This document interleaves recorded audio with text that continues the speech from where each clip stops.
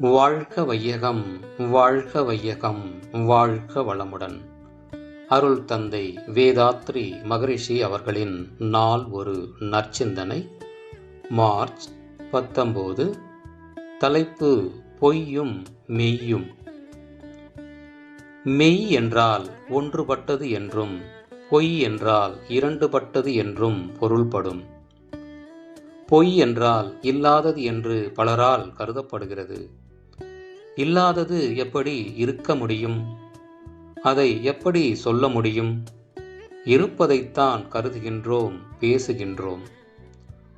ஒருவன் ஒரு பொருளை வைத்திருக்கிறான், ஆனால் கேட்பவர்களுக்கு அப்பொருள் இல்லை என்று சொல்லுகின்றான். இந்த இடத்தில் இல்லை என்று சொல்லுவதை பொய் என்று சொல்லுகின்றோம். அந்த பொருளை அவன் வைத்திருப்பது அவன் உள்ளத்தில் மறைந்துவிடவில்லை, வேறு ஏதோ காரணத்தால் இல்லை என்று சொல்லுகின்றான். அவனுடைய உள்ளத்தில் அப்பொருள் இருப்பது இல்லை என்று சொல்ல வேண்டும் என்பது ஆகிய இரண்டும் இருக்கின்றன. இருக்கிறது என்ற ஞாபகத்தோடு இல்லை என்று சொல்ல வேண்டிய ஞாபகமும் கூடி இரண்டுபட்டு விட்டது. அதே பிளவுபட்ட கருத்து சொல்லிலும் வந்தால் அதை பொய் என்று சொல்லுகின்றோம்.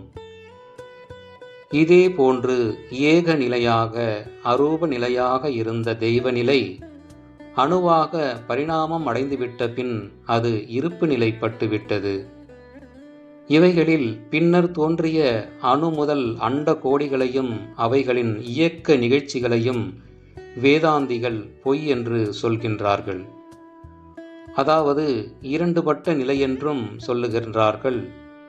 இப்படி இரண்டுபட்ட நிலைகளில் ஏக நிலையாக உள்ள அரூப நிலையை உணர்ந்து கொள்ளும் ஆற்றலை ஞானம் என்றும், அதை மறந்து இரண்டுபட்ட நிலையை மாத்திரம் கண்டு அறிவு மிரட்சி கொண்டு இயங்கி நிற்கும் நிலையை மாயை என்றும் கூறுகின்றார்கள்.